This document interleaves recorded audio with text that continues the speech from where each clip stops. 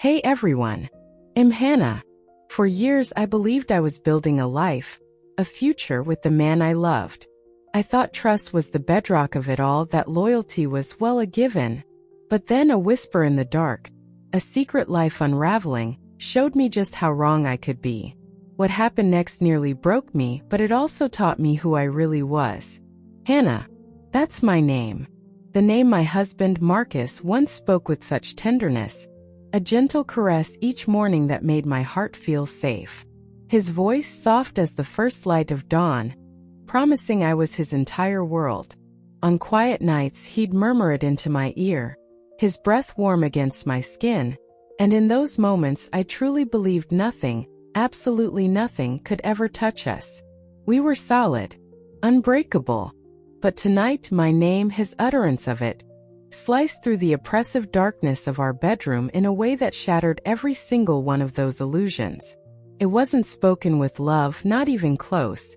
It was laced with a cold, unfamiliar venom that stole the air from my lungs, leaving me gasping.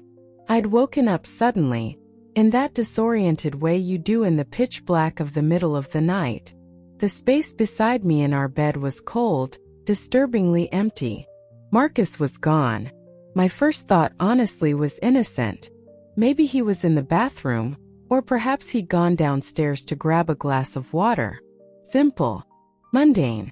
I rolled over, ready to let sleep reclaim me, when a faint sound, almost imperceptible, pierced the heavy silence. A low, deliberate whisper, sharp and distinct in the stillness of our home. My heart gave a painful thud against my ribs as I sat bolt upright, every nerve in my body suddenly on high alert, screaming. It was Marcus' voice, no doubt about it. But it was different. Careful. Controlled. Edged with something I couldn't quite name. It was coming from somewhere down the hall near his study. And then I heard words. Words that froze my blood, turned my veins to ice. She still doesn't suspect anything. My breath hitched, caught somewhere in my throat as if an invisible hand had clamped down hard around my chest, squeezing out all the air. That nagging unease, the one I'd diligently buried deep down for months, it surged back with a vengeance. The way Marcus would hastily lock his phone screen, almost slamming it face down, whenever I entered the room. The increasingly vague excuses about late nights at work. It all came crashing back. A tidal wave of doubt and a terrifying, sickening fear washing over me. My hands trembled, really trembled, as I slipped out of bed. My bare feet met the polished wooden floor, and it felt like stepping onto a sheet of ice. Each hesitant step seemed to amplify the dread that was pooling and churning in the pit of my stomach. I followed the sound of those hushed whispers, drawn like a moth to a dangerous flame, to the door of his study. A thin sliver of light, cold and stark, spilled out from beneath it, cutting through the oppressive darkness of the hallway. Pressing myself flat against the cool wall, I held my breath, straining every fiber of my being to hear more. My pulse a deafening, frantic drum in my ears. "Yeah, I've already transferred it," Marcus said, his voice low, calculated, like a predator meticulously stalking its unsuspecting prey. "It's all going as planned. Almost done." My throat tightened until I could barely swallow, each breath a ragged, painful effort. Transferred what? Almost done with what? My heart was pounding so violently I was terrified he'd hear it through the door, through the wall. Then footsteps. Heavy, deliberate, coming towards the study door. Panic, sharp and blinding, surged through me. I scrambled back to our bedroom, a desperate, clumsy retreat, pulling the covers up high over me just as the bedroom door creaked open. Marcus slipped back into the room, moving with the casual, unhurried ease of someone who hadn't just been plotting in the shadows, someone who didn't have a care in the world.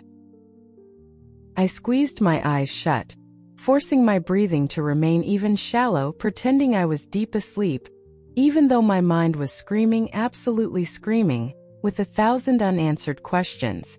The mattress dipped beside me as he lay down, his steady, rhythmic breaths a cruel, infuriating mockery of the utter chaos that was tearing through me. He was hiding something. Something big. Something sinister.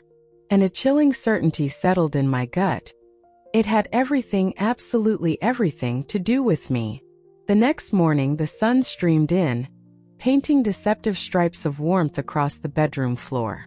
Marcus was still asleep, his face peaceful, a stark contrast to the turmoil inside me. I crept out of bed and into the kitchen, my phone clutched so tightly in my trembling hands that my knuckles were white. I'd never really paid much attention to our finances. Sounds naive now, I know. Marcus always handled the bills, the investments, the savings. He'd always said he enjoyed it, that I shouldn't worry my pretty little head about it. And I, fool that I was, trusted him. Blindly. Completely.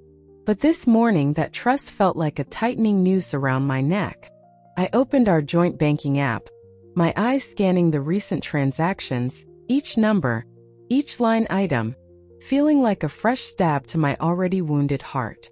$500, $1,000, $200, $750, $2,000, all withdrawn over the past 3 months. They weren't enormous, life-altering sums in isolation, not the kind that would empty an account overnight. But taken together, listed out like that, they were enough to scream, to shriek that something was terribly, terribly wrong. I gripped the cool granite of the kitchen counter, my knuckles aching, trying to steady the panic that was clawing its way up my chest, threatening to suffocate me. These weren't for bills, I knew our bills. These weren't for any investments he'd mentioned. The money was just gone, vanishing into some dark, incomprehensible void. Checking the bank account this early? Marcus's voice, still thick with sleep, sliced through my frantic thoughts. I whirled around to see him leaning against the kitchen doorway, rubbing the back of his neck with a sleepy, almost boyish smile that, I now noticed, didn't quite reach his eyes.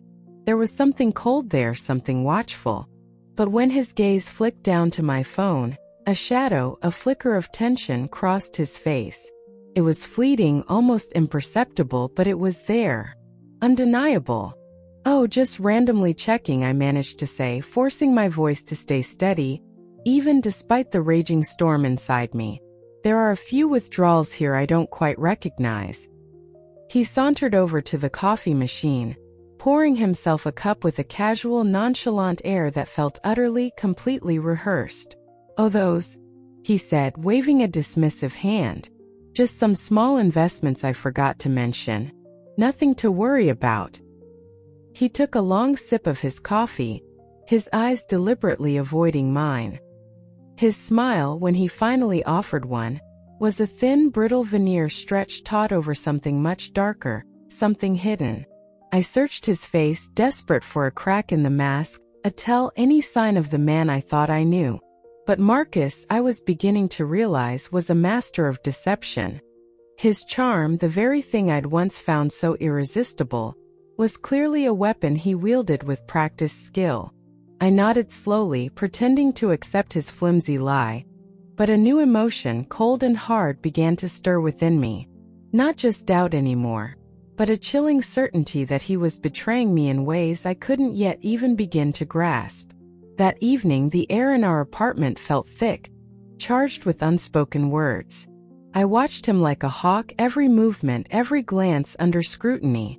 He was texting constantly, his fingers flying across the screen. Always placing his phone face down on the table, as if he were guarding a precious, dangerous secret. He'd step outside onto the balcony to take calls, his voice hushed, low, laced with an urgency he clearly didn't want me to overhear. The suspense was eating me alive. Then my chance came. Marcus stood up, stretched, and announced he was going to take a shower. And then he did something he'd never, ever done before. He left his phone on the coffee table. Unlocked. Unguarded. My heart hammered against my ribs, a frantic bird trapped in a cage. But I forced myself to stay calm, to breathe. I counted the seconds, listening for the sound of the water starting in the bathroom, making absolutely sure he was out of earshot. Then I moved. I picked up the phone, my hands trembling so much I almost dropped it. The screen lit up with a new message notification, a preview just sitting there. from a sender labeled only SV. The message itself was short, brutal. Send her to Silas Vance. Message clear. Just make sure she stays in the dark. Almost done. My grip tightened on the phone, my pulse seeming to stop for a terrifying moment. Silas Vance. Who in God's name was Silas Vance? And what did almost done mean in this horrifying context? A cold dread, deeper and more pervasive than anything I'd ever felt, washed over me, sinking into my very bones, chilling me to the core. I carefully set the phone back down, exactly where it had been. The sound of the shower, a distant, steady hum from the bathroom, suddenly sounded menacing. Marcus wasn't just hiding something from me. He was actively, deliberately plotting against me. And whatever his plan was, it was nearly complete. I returned the phone to its place on the coffee table, my hands shaking as if I'd touched something venomous, poisonous. The words burned in my mind, seared into my memory. Just make sure she stays in the dark. My husband, the man I'd vowed to love, honor, and cherish forever. He was orchestrating a betrayal so profound, so calculated, it threatened to unravel my entire life. I took a deep, steadying breath, the sound of the water still running in the bathroom, a ticking clock in my ears. I had minutes, maybe less, to act, to protect myself before he returned, before whatever insidious plan he had could tighten its suffocating grip around me. The next morning, Marcus acted as if the world hadn't fundamentally shifted beneath my feet, as if my entire reality hadn't been fractured. He set a cup of coffee in front of me at the breakfast table, his smile as warm and familiar as ever, but now it just looked hollow. A performance. A meticulously crafted charade I could now see right through. "How's work going, honey?" he asked, his concern dripping with a falseness that made my stomach churn. Each word, each seemingly innocent gesture, was a fresh reminder of his deceit. I forced a weak, trembling smile, my heart heavy, so heavy with the crushing weight of what I now knew. "Fine," I said, my voice barely above a whisper. Every fiber of my being was screaming, urging me to confront him, to scream, to rage. But I held back. I knew with a chilling clarity that I needed to be strategic. I needed to be smart. "Hannah," he said, his tone suddenly serious. He placed his phone face down on the table, as always a small, almost unconscious gesture that now screamed guilt. "I've been thinking. I think we should reorganize our finances a bit. Just as a precaution. You never know what life might throw at us." My eyes narrowed just slightly, but I kept my voice calm, carefully masking the fury that was building inside me like a pressure cooker. "What do you mean reorganize?" I asked, trying to sound merely curious. "Well," he said smoothly, each word carefully chosen, deliberately placed, like a chess move in a game I hadn't even realized we were playing. "We should consolidate our assets. If anything unexpected happens, it'll just be easier to manage everything. Simpler for both of us."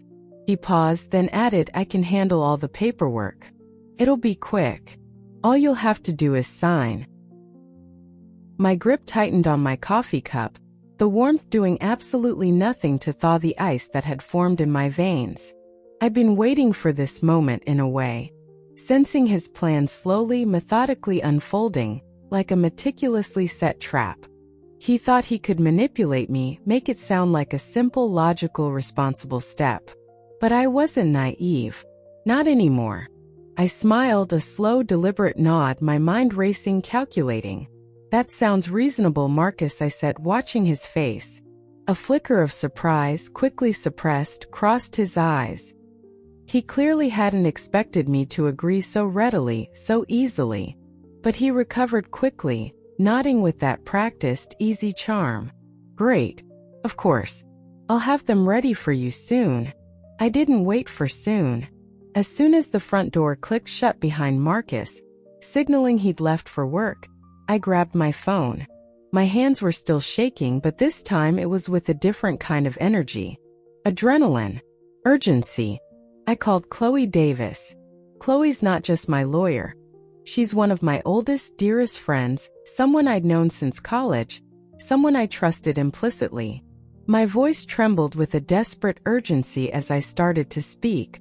I couldn't let him outmaneuver me. I needed to protect myself, and I needed to do it before he made his next move.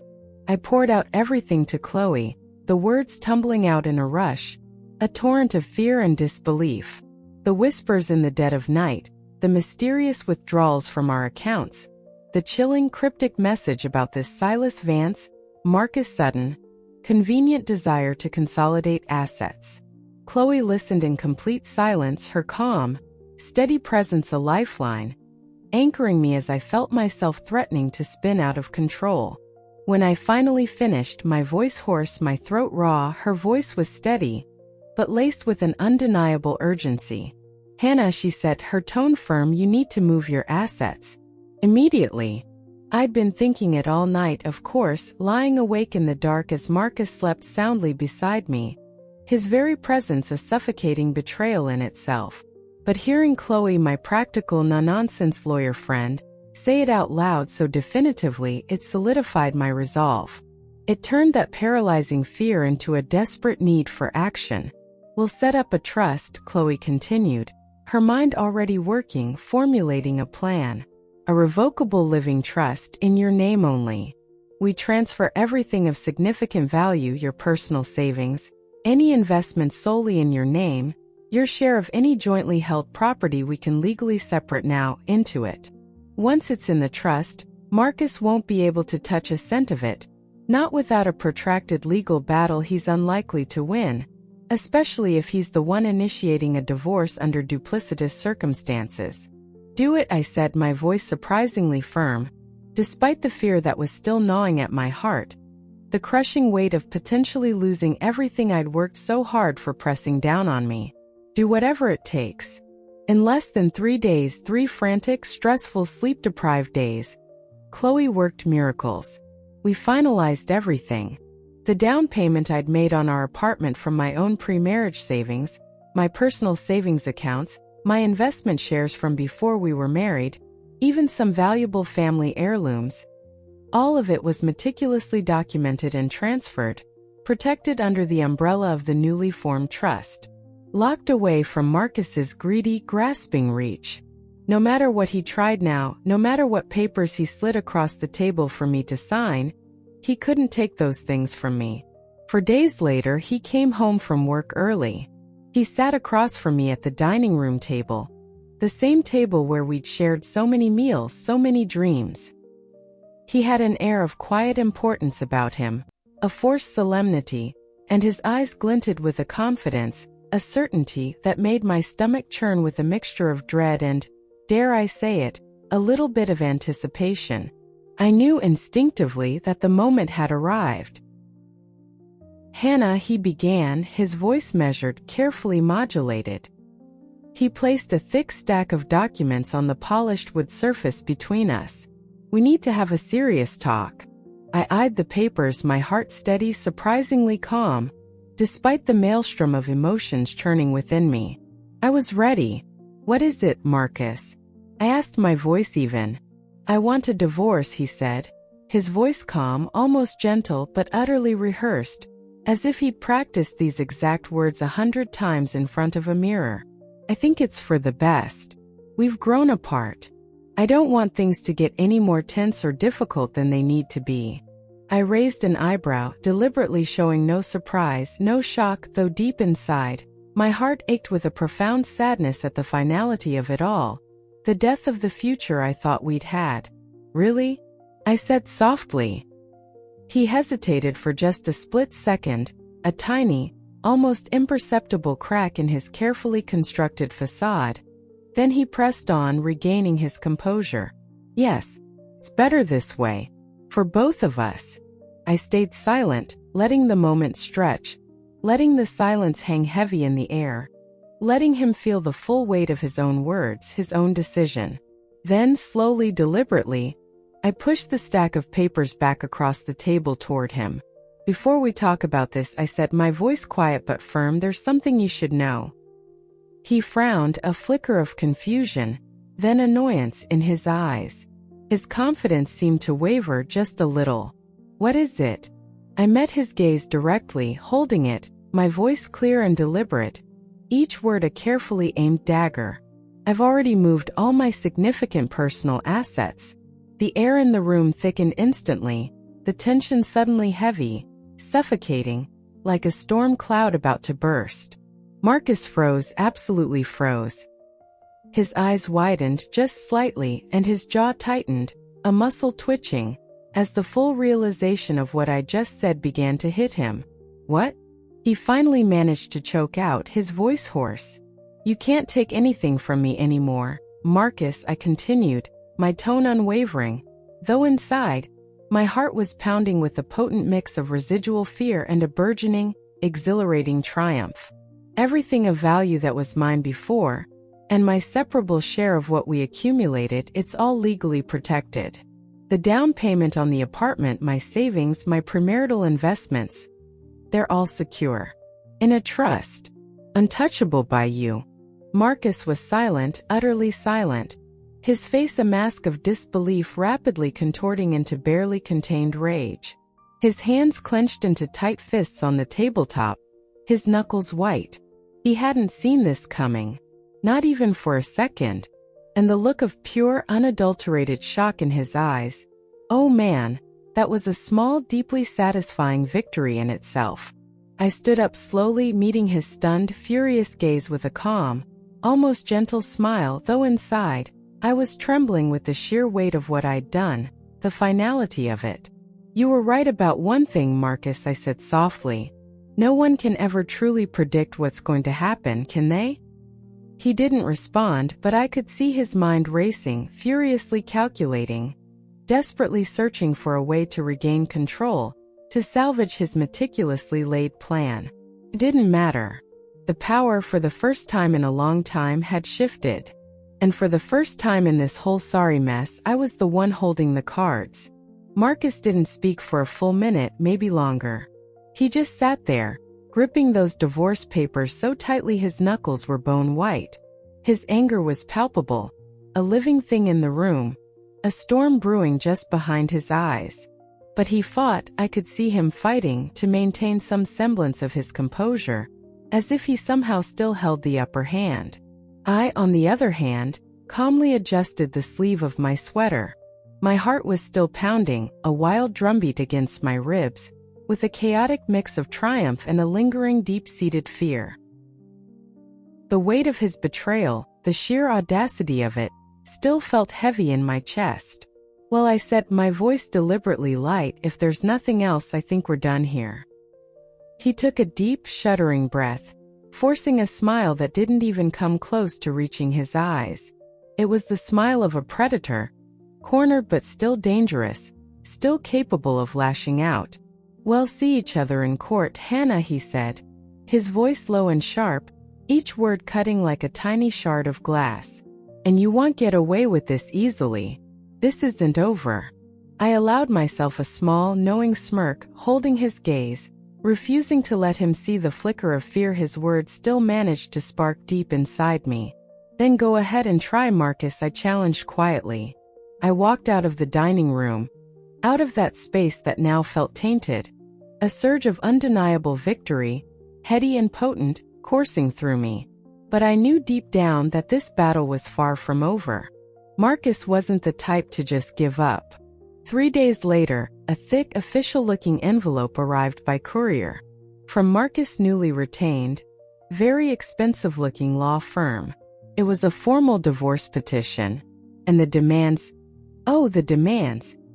He was asking for half of all assets, including my premarital contributions to the apartment, 50% of what he claimed were our joint accounts, which I knew he'd been systematically draining, and get this, even a hefty monthly spousal support allowance, claiming I'd somehow forced him to sacrifice his career for our marriage.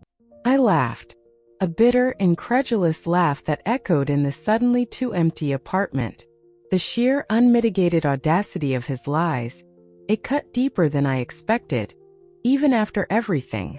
Marcus had never sacrificed a single thing. If anything, I had been the one carrying the primary financial weight of our life together for years, pouring my heart, my soul, and a significant portion of my income into our shared dreams, while he apparently was scheming behind my back. Had lost nothing of his own making, yet he wanted everything. Everything that was mine. I called Chloe immediately, my voice trembling with a fresh wave of anger and a steely determination. "We've got a problem," I said, flipping through the ridiculously thick stack of papers, each outrageous demand a fresh wound, a new insult. Chloe chuckled softly on the other end of the line, her calm a much-needed lifeline. "Let me guess," she said, her voice dry. "Marcus isn't backing down." "Of course not," I sighed, my fingers tracing the sharp edges of the documents. "He wants half my assets, the apartment and support payments. Can you believe the nerve?" Chloe scoffed, her voice dripping with a disdain that mirrored my own. "He actually thinks he has a shot at that? After what he's tried to pull?" "No," I replied, "but he'll try to wear me down. He'll use every dirty trick he's got in the book." "Then we fight," Chloe said, her voice steady, unwavering, despite the knot of fear that tightened in my own stomach. The weight of his betrayal, it just seemed to press harder, heavier with each passing moment. "It's time we show him," Chloe declared, her tone fierce, almost predatory, that he picked the wrong opponent. Her words ignited a spark of hope, a tiny flame of defiance within me. For days later, I was in Chloe's impeccably organized law office, a sleek, modern space that exuded competence. We were poring over the case file, every meticulously documented detail a painful reminder of the life I thought I'd built with Marcus, the life he was now trying to tear apart. "He doesn't stand a chance, Hannah." "Not really," Chloe said, setting the thick folder down on her glass desk with a decisive thud. "You transferred your significant personal assets before he officially filed for divorce. Legally, based on what we've established as yours pre-marriage and your separate property, he has a very weak claim, if any, to those specific assets." "And the spousal support request?" I asked, needing to hear her say it. "He has absolutely no grounds," Chloe stated firmly. "Your income was always the primary one. We have the tax returns to prove it. He can't just invent a narrative of sacrifice." I exhaled slowly, a wave of relief mingling with the persistent unease that had become my constant, unwelcome companion. Then, just as I was starting to feel a sliver of hope, my phone buzzed on the table beside me. The screen lit up with a message from an unknown number. My stomach lurched. The message was short, chilling. "Be careful, Hannah. Marcus doesn't play by the rules." A cold shiver ran down my spine, my heart instantly racing as I stared at the words. Who sent this? Was it a warning? A threat? But I pushed the fear aside, or at least tried to. I couldn't let it derail me. Not now. 3 days after that unsettling message, something shifted at work. It was subtle at first. Coworkers, people I'd worked alongside for years, started giving me strange sideways looks. Their hushed whispers seemed to trail me down the hallways like insidious shadows. At first, I thought I was imagining it, my nerves just frayed and raw from the sleepless nights and the constant stress of the impending legal battle. Until my assistant, Maya Jenkins, a bright, kind young woman I'd always liked, walked into my office, her face tense with genuine worry. "Hannah," she said, her voice low, "there's something you need to see." She placed a printed sheet of paper on my desk. It was a screenshot of a post on some anonymous online forum, one of those gossip sites where people could say anything without consequence. The headline was inflammatory. Local CFO embezzling company funds to hide money from husband during messy divorce? My blood ran cold. CFO. That was me. Can someone look into this? The post continued. Below it, dozens of comments, a horrifying cascade of speculation and vitriol. And then one comment, chillingly specific, jumped out at me. I know who it is. It's Hannah Carter at my company name. My name. My actual name. Out there for the entire world to see. Twisted into a disgusting, damaging lie. A lie that could destroy everything I worked so hard for. My entire career, my reputation. Rage, hot and unrelenting, burned in my chest. Marcus is behind this, I said, my voice surprisingly cold, steady, despite the storm raging inside me. Maya nodded, her eyes filled with a mixture of concern and sympathy. There's no doubt. If this spreads, Hannah, it could ruin your reputation. People believe this stuff. I took a deep, steadying breath, forcing a semblance of calm, though my hands were trembling with a violent fury. I couldn't let Marcus destroy my career. It was the one thing I had built entirely with my own strength, my own merit. I need to see Chloe, I said, grabbing my phone, my purse. Now, determination, fierce and resolute, was finally, blessedly, starting to drown out the fear. We're not letting him get away with this. That evening, I met Chloe at a quiet little wine bar near her office, a place we'd often gone for a quick debrief after a long day. I poured out the details of this latest vicious betrayal, my voice shaking with a potent cocktail of anger and a deep, profound hurt. She listened intently, her brow furrowed, her eyes narrowing as I described the anonymous post and the specific mention of my name. "He's trying character assassination," she said grimly, swirling the wine in her glass. "He's desperate. He wants you to lose your cool, make a mistake, react emotionally and unwisely."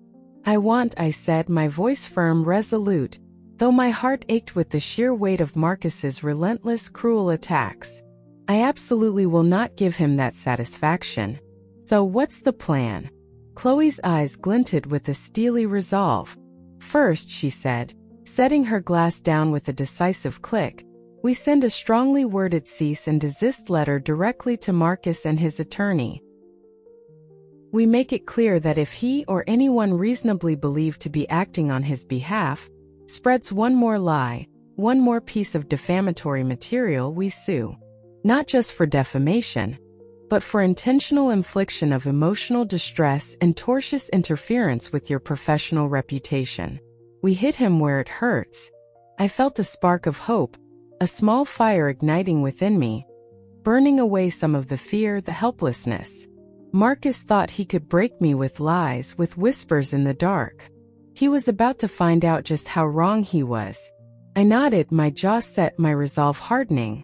Let's do it. 3 days later, I was back in Chloe's office. The atmosphere was different this time.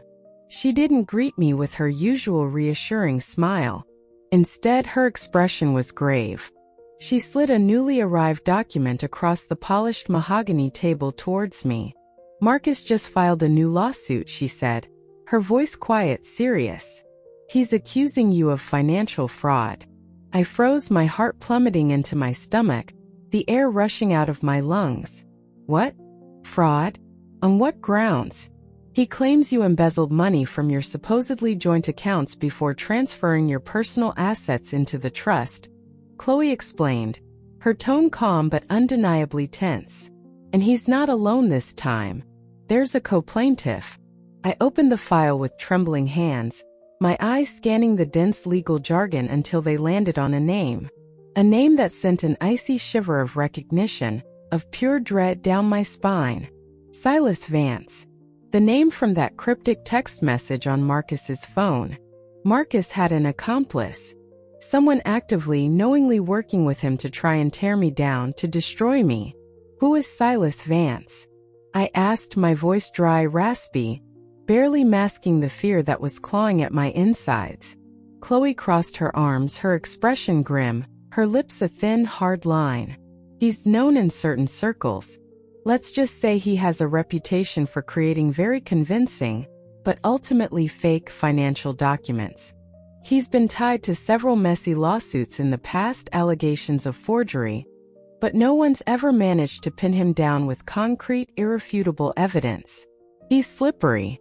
I flipped through the pages of Marcus's court filings, my anger, my outrage, rising with each fabricated claim, each twisted half-truth.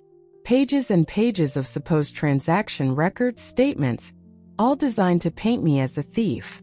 These transactions, they aren't mine. I've never seen these before in my life. I snapped, my voice trembling with fury, the betrayal cutting deeper, sharper than ever before. How could he do this? How could anyone do this? Chloe nodded, her calm a steadying influence in the swirling chaos of my emotions. We suspected as much, Hannah. That's why he's brought in someone like Vance. But if we don't act fast, if we don't dismantle this meticulously constructed lie, this could get very serious very quickly. I clenched my fists, my nails digging painfully into my palms. Can we prove they're fake? I asked, my voice barely a whisper. Can we actually prove he's lying? A small, sharp smile touched Chloe's lips, a glimmer of light in the oppressive darkness. Oh, Hannah, she said, her eyes suddenly blazing with a fierce confidence. Not only can we prove it, I have a feeling we're going to turn this whole ugly mess right back around on them. And it's going to be to our distinct advantage. She immediately handed over all the so-called evidence Marcus and Silas Vance had submitted to a forensic financial expert, one of the best in the city. The next week passed in a blur, a hazy, disorienting mix of crushing anxiety and a grim, steely determination. I barely slept, checking my phone obsessively, jumping at every notification, every unexpected sound. My stomach was in knots. The waiting was torture. Then a week later, Chloe called me into her office. There was a gleam in her eye, a rare hint of genuine excitement in her voice that I hadn't heard in a long, long time. You're going to like this, she said, a triumphant smile spreading across her face as she placed a neatly bound file in front of me. They made a mistake. A big one. A really, really stupid one. My heart began to race, a flicker of hope, fragile but insistent, breaking through the suffocating fog of fear and uncertainty. What? What kind of mistake? I asked, leaning forward, almost holding my breath. Chloe tapped a page in the file, her finger tracing a list of bank statements, the very statements Marcus and Silas Vance had submitted as proof of my alleged embezzlement. These transactions that Marcus and Vance claim you made, she explained, her voice practically vibrating with satisfaction. Their timestamps, the dates on them? They're all dated before the account they supposedly came from even existed. This specific joint account, the one they're focusing on, was opened on July 10th of last year. But their evidence shows transactions from May. 2 months before the account was even a figment of anyone's imagination. I blinked, trying to process it. What? I whispered, a slow, incredulous smile spreading across my face as the immense weight of fear, of dread began to lift, to dissipate like morning mist. They were too confident, Chloe said, her smile widening. Too arrogant. They cooked up these documents probably in a hurry, and didn't even bother to double-check the basic details, the foundational facts. They just handed us the rope to hang them with. They just destroyed themselves, I whispered, my voice thick with a profound, overwhelming relief. Chloe nodded, her eyes blazing with a fierce, righteous determination. We're not just getting this frivolous lawsuit dismissed, Hannah. Oh no, we're going to sue them. We're countersuing for defamation, malicious prosecution, and for knowingly presenting forged evidence to the court. We're going to make them pay. 3 days later, Chloe filed the countersuit. The language in the legal documents was precise, powerful, and rang with the undeniable clarity of justice. Defendant Marcus Thorne, along with his known accomplice Silas Vance, did knowingly and with malicious intent submit falsified and fraudulent evidence to this court with the express purpose to defame, harass, and financially harm the plaintiff, Hannah Carter. We also demanded significant compensation for the damages they'd caused, the damage to my reputation, the emotional distress, the legal fees. Each lie they had told, each piece of fabricated evidence they had presented, was now a brick in the wall of their own undoing. Marcus wasn't just going to lose. He was going to pay dearly for every single betrayal, every sleepless night, every moment he'd made me doubt myself, my sanity. That evening, for the first time in what felt like an eternity, I sat on my sofa, actually savoring a rare moment of genuine peace. I had a cup of chamomile tea, its warmth grounding me, the city lights twinkling like distant, hopeful stars outside my window. My phone buzzed on the coffee table. An unknown number. My stomach did a little flip, but this time it wasn't just fear. There was a new steely resolve mixed in. I answered. A low growling voice came through the speaker.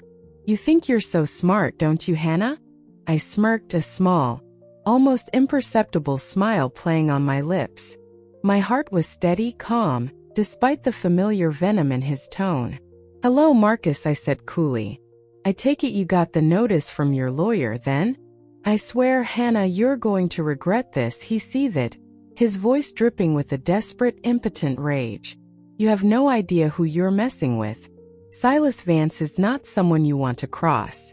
I leaned back against the cushions, feeling a strength I'd fought so hard for rising within me, cool and fearless. "No, Marcus," I said, my voice calm, clear, and utterly unwavering. "You're the one who clearly doesn't know who you're messing with." The line went dead. He'd hung up. I set the phone down, a small, satisfied smile lingering on my lips. He was desperate. He was grasping at straws. And I was ready for whatever he, or his shadowy friend Silas, threw at me next. The courtroom was electric with tension. The air thick and heavy with anticipation. Felt like you could cut it with a knife. I sat ramrod straight at the plaintiff's table beside Chloe, my eyes locked on Marcus, who was seated across the room with his own increasingly anxious-looking attorney. He wore an expensive, tailored suit, trying to project an image of confidence, of control. But his hands, I noticed with a certain grim satisfaction, were gripping the edge of his table so tightly his knuckles were white, betraying the deep unease he couldn't quite manage to hide. The judge, a stern-faced woman with intelligent eyes, flipped through the stack of documents Chloe had presented, her expression unreadable. Her voice, when she finally spoke, was steady, clear, cutting through the suffocating silence of the courtroom. Based on the forensic evidence presented by Ms. Carter's counsel, she began, her gaze sweeping across the room. "The court finds that the transactions Mr. Thorne and Mr. Vance claimed Ms. Carter made were, in fact, chronologically impossible." A low murmur rippled through the packed courtroom. I risked a quick glance at Marcus. I caught the almost imperceptible twitch in his eye, the tightening clench of his jaw. Oh, he knew what was coming. And the fear, raw and undisguised, that was now etched onto his posture, that was a quiet, deeply satisfying victory in itself. The judge continued, her voice unwavering. "A forensic financial expert has confirmed unequivocally that these alleged transactions predate the very existence of the plaintiff's account from which they were supposedly made." Chloe let out a tiny, almost inaudible huff of laughter beside me, and I felt a surge of pure, unadulterated satisfaction. A fire that had been smoldering within me for months, a fire of anger, of betrayal, of injustice, finally blazing free. The judge tapped her gavel lightly on the sounding block, the sharp sound resonating through the room. Her voice was resolute, final. "Due to the defendant's clear submission of falsified evidence, this court dismisses all of Mr. Thorne's claims against Ms. Carter regarding financial impropriety. Furthermore, Mr. Thorne is ordered to cover all of Ms. Carter's reasonable legal costs associated with defending against this baseless action." I couldn't hide my smile as Marcus' shoulders visibly slumped, his carefully constructed facade of arrogant confidence crumbling before my very eyes. His attorney, flustered, started to rise, his voice trembling as he began to stammer out a protest, but the judge silenced him with a single imperious raised hand. Furthermore, the judge declared, her voice now stern, edged with disapproval, "Due to the deliberate and knowing submission of what appears to be fraudulent information to this court, I am ordering an immediate and thorough investigation into the documents submitted by Mr. Marcus Thorne and his named accomplice, Mr. Silas Vance. The district attorney's office will be notified." Marcus froze. Utterly froze. The color drained from his face. The full weight of his mistake, his arrogance, his criminal stupidity was crashing down on him. This wasn't just a messy divorce case anymore. He and his friend Vance were now facing real, serious legal consequences. the kind that could unravel their entire lives. The gavel fell again, sharp, decisive, final. Court is adjourned. Chloe flashed me a brilliant, victorious smile, her eyes sparkling with triumph. A perfect knockout, Hannah, she whispered, squeezing my arm. Couldn't have scripted it better. Marcus lingered in the courtroom, his steps heavy, leaden, as he eventually made his way towards the exit. The cocksure confidence he'd once worn like a suit of expensive armor was now gone, stripped away, leaving him looking small, defeated. I deliberately slowed my pace as Chloe and I left, letting him feel my presence, my quiet, unwavering triumph burning brighter, hotter with each step I took. He turned back just as he reached the heavy oak doors and met my gaze. His eyes were filled with a toxic, bitter mix of raw anger and utter, soul-crushing defeat. I tilted my head just slightly, a slow, knowing smile spreading across my face. "Are we done here, Marcus?" I asked softly. He said nothing. His silence in that moment was louder, more eloquent than any words he could have possibly uttered. There was nothing left for him to say. Outside the courthouse, standing on the wide stone steps, I took a deep, cleansing breath of the cool city air. It felt like I was washing away months, years of accumulated tension, of fear, of betrayal. I'd won. I'd not only won a legal battle, but I'd won a war. A war against the man who had tried to break me, to strip away everything I'd worked for, everything I was. A week later, Marcus's new, even more expensive-looking criminal defense lawyer tried to negotiate with Chloe, desperate to avoid the now-pending criminal investigation into him and Silas Vance. Their desperation was palpable in every email, every phone call. We declined, politely but firmly. He had brought this entirely upon himself, and I had absolutely no intention of letting him or his cohort escape the full consequences of their malicious actions. 2 weeks after that, the whispers started to spread like wildfire through the financial circles of the city. Marcus's colleagues, his former associates, they all talked. They talked about his failed, underhanded scheme, his blatant attempt to manipulate the law, to defraud his wife, all for personal gain. His company, the one he was supposedly so indispensable to, dropped him, quietly but definitively. His carefully cultivated reputation in the finance world, the one he valued above almost anything, shattered like fragile glass. He was forced to sell his beloved, flashy sports car to cover his mounting legal fees. Then his luxury downtown apartment, the one he'd been so proud of, went on the market, a gleaming, empty symbol of the life he'd so carelessly, so arrogantly lost. Everything he had tried with such malice and calculation to take from me, he ended up losing himself. Each loss, each consequence, a grim testament to his own hubris, his own greed. I was sitting in my apartment one evening, the city's twinkling lights stretching out before me like a carpet of scattered diamonds. I was sipping a glass of good red wine, the first I'd truly allowed myself to enjoy in months. My phone lit up with a text message from Chloe. "Congratulations, Hannah. Heard through the grapevine that Thorne is completely falling apart. Vance too, apparently. They're turning on each other." I smiled, a genuine, tired, but deeply satisfied smile, and set the phone down. The immense weight of the past months, a burden I hadn't even fully realized I was carrying, finally truly lifted from my shoulders. I felt lighter, freer than I had in years. The scars of betrayal I knew were still there. They always would be, in some way. But they were no longer defining me. They were no longer open, bleeding wounds. The quiet of my own apartment, my sanctuary, was a blessed relief. It was a space finally free from Marcus's manipulative texts, his late-night, vaguely threatening calls, his suffocating presence. For the first time in what felt like an eternity, I could breathe. Really breathe. Without that constant, underlying fear pressing down on my chest. Without the gnawing dread of what he might try to do next. Victory hadn't been easy. God, no. It had demanded every single ounce of my strength, every last shred of my courage. But it was mine.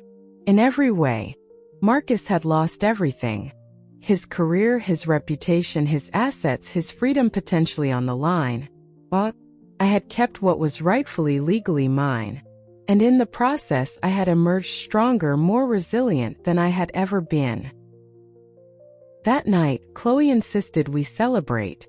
Her voice over the phone was bright, bubbly, full of genuine pride.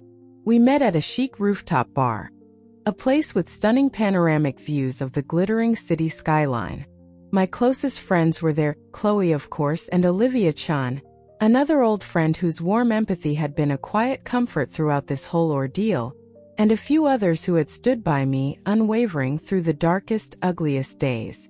As I walked in, a spontaneous round of applause broke out, warm and genuine, and it was a beautiful, humbling reminder of the incredible people who'd had my back, who'd believed in me, even when I was struggling to believe in myself. Chloe raised her champagne flute, her eyes shining. To Hannah, she toasted, her voice ringing with affection, who taught us all a valuable lesson. Never, ever underestimate a smart, determined woman with a plan. And a damn good lawyer. I laughed, a real honest to goodness laugh, clinking my glass against hers, against Olivia's. The champagne was crisp, effervescent, rich with the unmistakable taste of triumph. Its smoothness a welcome contrast to the lingering bitterness of the past.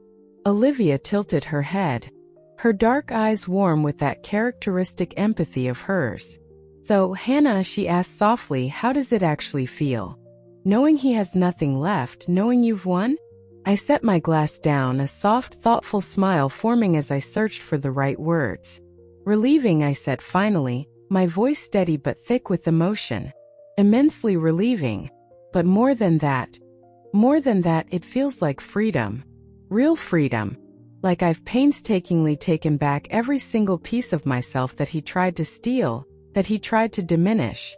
Olivia nodded, her understanding a quiet, grounding presence, a reminder of the strength I'd found not just within myself, but in the community of people who loved me. So, what's next for Hannah Carter? She asked, her voice soft but laced with a gentle curiosity. I took a deep breath, looking out at the city's vibrant pulse humming outside the panoramic windows. The view was alive with possibility, with promise.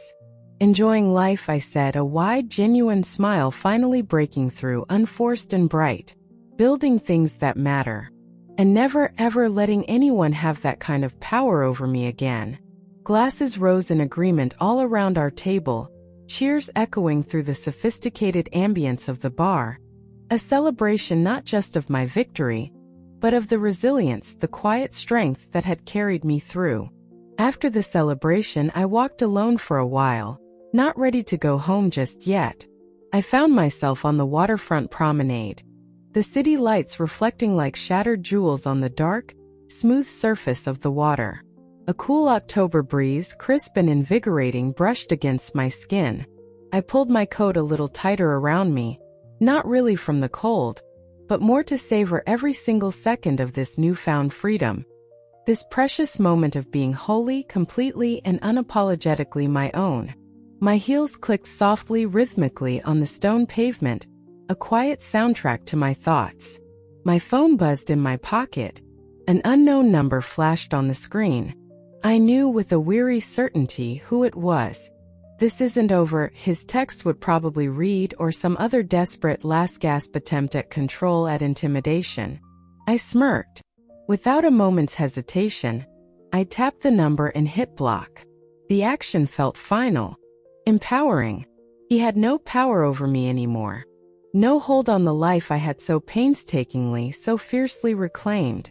Standing there on my own balcony later that night, I gazed out at the city's glittering, sprawling horizon, the endless stretch of lights a metaphor for the future that now lay before me.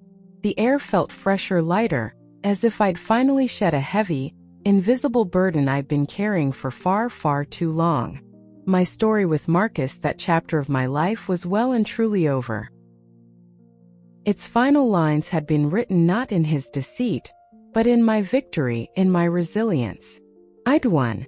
Not just legally, not just financially, but by reclaiming myself, by rediscovering the strength to rise above a devastating betrayal. Some lessons in life, they come at a brutal cost. They're delivered in the harshest, most painful ways imaginable. I once believed with all my heart that Marcus was my partner, my confidant, the one person in the world with whom I could build a future, share every dream, every vulnerability, every secret. I ignored the red flags, I admit that now. Those subtle shifts in his behavior, the growing distance, the unexplained absences. I dismissed them, thinking that love, that trust could somehow conquer all. I was so wrong. Even those we love the most, those we trust the most implicitly, can betray us in ways that cut deeper, wound more profoundly than we ever thought possible. Their actions can feel like a knife to the heart, a shattering of everything you thought was real and true. But strength, I've learned, isn't about avoiding betrayal. Because honestly, no matter how careful you are, how loving, how much of yourself you give, some people will inevitably exploit your trust, twisting it for their own selfish gain. What truly matters, what defines you, is what you do afterward. Do you let that betrayal destroy you? Let yourself crumble under the crushing weight of their lies and deceit? Or do you rise, stronger, wiser, and absolutely unyielding in your determination to protect yourself? I chose to rise. I chose to fight for myself, for my future, with a ferocity I honestly didn't know I possessed. My battle with Marcus wasn't just about legal victories or financial settlements. It was a crash course, a brutal but effective education, in protecting myself, emotionally, financially, and mentally. I once thought love meant sharing everything, absolutely everything: finances, dreams, vulnerabilities, with no boundaries, no safeguards, no questions asked. But reality, in the form of Marcus Thorne, taught me a harsh lesson. Trust, especially when significant money and power dynamics are involved, requires preparation. It requires vigilance. Marcus thought I'd be an easy target, a pawn in his sick, manipulative game. He planned, he schemed, he truly believed I'd crumble under the pressure, that I'd just sign whatever he put in front of me, that I'd be too heartbroken or too intimidated to fight back. He was catastrophically wrong. I stayed calm, or at least appeared to. I made a plan, and I struck back hard at precisely the right moment. His overconfidence, his haste, his sheer arrogance, those were the things that ultimately exposed the cracks in his elaborate web of lies. And I used those cracks, with Chloe's brilliant help, to bring him down, to reclaim what was rightfully mine, and to ensure he faced the consequences of his actions. Sipping my wine, I let the subtle bitterness linger on my tongue for a moment, a faint reminder of the pain, the struggle, that had forged this newfound strength. The past was behind me now, its lessons carved indelibly into my soul. And ahead? Ahead lay a future that I owned. Completely. A future where I would never ever again let someone else control my fate, my happiness, or my peace of mind. Life isn't always fair. And sometimes, yes, the people we trust the most are the ones who betray us the most profoundly. Their actions leave a wound that can linger for a long time. But my story, I hope, is more than just a tale of a messy divorce and a legal battle. It's a testament to resilience. It's a story about the power of preparation, of self-protection, and of finding your own strength when you're pushed to the absolute limit. Looking back, that whole ordeal, it was like walking through fire. Burned, oh man, it burned deep. But it also forged something new in me. Strength I didn't know I had, a kind of clarity about what truly matters. Marcus tried to take everything, but in the end, he only revealed his own emptiness. I reclaimed my life, my peace, and my future. It wasn't about revenge, not really. It was about justice and about proving to myself that I could stand tall, even when someone tried their hardest to knock me down. That kind of victory, it's quiet, but it's everything. If you've ever faced a betrayal that shook you to your core, I hope my story reminds you of your own resilience. Let me know your thoughts in the comments. Sharing helps us all heal, and honestly, it helps to know you're not alone. And if you want to hear more stories of overcoming the odds, of finding strength in the face of adversity, please subscribe. Your support, even through something like super thanks, means the world and helps us keep bringing these important stories to light. It's all part of the journey, right? The healing, the sharing, the moving forward. Thanks for listening.